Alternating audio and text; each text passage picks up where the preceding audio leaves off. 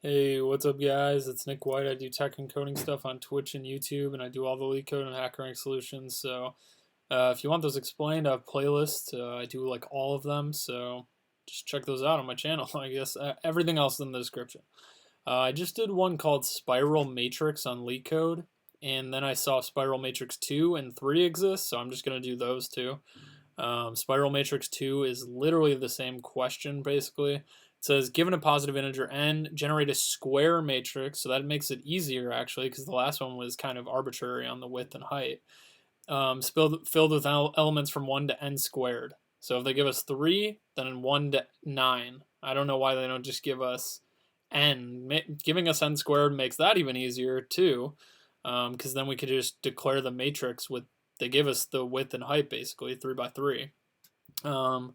So 1 to n, we just basically do the exact same thing in the other one, except we fill the array with values from 1 to, whatever n is squared. So, I mean, it's the same thing. If you watch the first one, you don't need to watch this. If you didn't, I guess, honestly, check that out, because this is I think the first one was better. Here we go. So, you're just going to declare a matrix. So I'm just going to call it return array or whatever, return matrix. You can call it res, right? That's a lot of what we call a lot of these. So with the sizes, the dimensions, there we go. And then we're going to have our boundaries. Once again, let me explain this if you didn't see the other video, I guess. We keep a boundary of the row beginning boundary, the row end boundary. So the row beginning would be 0 and the row end would be n minus 1. Column begin and column end, and as we do a spiral traversal, which if you don't know is 1 2 3 4 5 6 7 8 9, and we're doing a spiral traversal up to 1 to n squared and putting them in the square matrices. As we do this traversal, when we traverse the first row, we move the row beginning boundary up by 1. As we traverse the last column, we decrement the column end value boundary. So we move the boundaries inwards until we traverse every element, and that's pretty much it. So same exact thing as the other one. So row begin is going to be 0. Int row end boundary is going to be n minus 1. Int column begin is 0. Int column end equals n minus 1. Same as last time. Conditions the same too. Well, row begin is less than or equal to row end. I have chocolate almonds in my throat, so maybe scratch what I said at the end of the last one. And column begin is less than or equal to column end. That's the main condition. Just make sure we're within the boundaries. We do 4 different loops. So I is going to be set to column begin, while I is less than or equal to column end. So while we start at the first column indices and we get to the last column indices, we will set matrix of what we did in the last one. So we're doing columns right now. So we're going to do row begin because we're going down the first row for every value that we go, and we're just incrementing the column value. So column value is I is going to be equal to, okay, and now here's the only other different part, is you're going to have a counter or some kind of number, so we could just have counter is equal to 1 because we're going from 1 to n squared. So it's going to be equal to counter, and then you can do counter plus plus right here, or you can just do counter plus plus right here. So I'm just going to do that. I think it looks cleaner.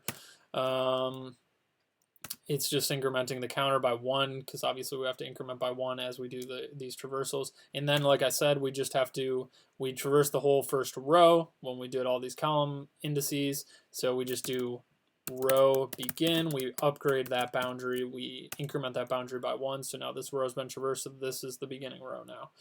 And then we just do that for 4 different loops. So what do we do now? We go down. So we're going from row begin to row end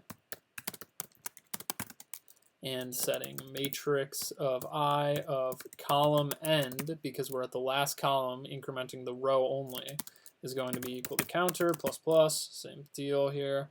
We traverse the last column completely, so we can now decrement the column end boundary. And then, just like the last one, we've changed these values within this loop now. So we have to do conditionals for our last two loops because we changed these. So we could have broken row begin can now easily be equal to row end. So we have to just do a check now. And then we do our last loop.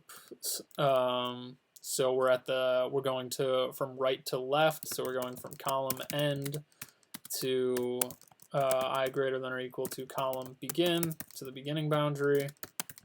And we're decrementing this time because we're at the end, which is a greater value than the beginning. And then we're setting the matrix of, what is it? We're at the ending row now. So the row end, we're traversing the entire row end with I is equal to counter plus plus. Same thing. Still incrementing the counter though, because it's increasing in value as you do the whole traversal. And then we traverse the whole last row, so we can change the row end boundary. We can actually decrement that now. And then column end, while column begin is less than or equal to column end, because we did update this up here. We want to make sure we're still within the constraints of that. Column end, and we do our final loop here. I is equal to, we're going up, so we're going from row end to I greater than or equal to row begin boundary. Decrementing our count thing here, our thing, I'm getting pretty lazy here if I'm just saying our thing. What is it? We're doing I for the row indices, and then we're going from the beginning. This is the beginning column boundary. It's the first column. So we're going from column beginning boundary is going to be equal to the incremented counter. And we traverse the whole first row now. So the first column, sorry, the first column, right? Because we went all the way up. So column begin boundary plus plus. That's the whole thing. You fill it and then incrementing the counter each time. So as we go from left to right, we go 1, 2, 3. You know, beginning column to end column with the counter incrementing 1, 2, 3, 3, 4, 5. Because we go down here, we go left, right to left here. 5, 6, 7. Etc. Right? And the boundaries keep moving, and it's a spiral. And if it was a bigger example, you'd be able to see better. I think that's the only thing they have to improve. Otherwise, I kind of like this question a lot. Pretty cool. I want to do some more 2D array stuff. I really like 2D arrays. And then you return res. Hopefully this works. Maybe I messed up. I never ran this one before. I just saw it's like the same thing.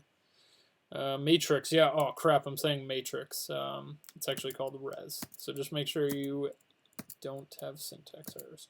Yeah, I haven't done this one. Usually I practice one time before I make a video, but didn't this time. Okay, there we go. Ran it perfectly. Let's submit it. There we go. That was, my first submission. There we go. That's it. It's the same as the last one. I knew it would work right away when I saw it. It's literally the same thing as the last video. You're just actually incrementing a counter and going from 1 to n squared. So if you check out the other video, it's exactly the same. So I just made this because I wanted to make a video on all of them. So hopefully Spiral Matrix 3 is a little bit different. I'm kind of excited for that one. So check out all my other videos. I do all of them once again. And thank you guys for watching. So see you guys next time.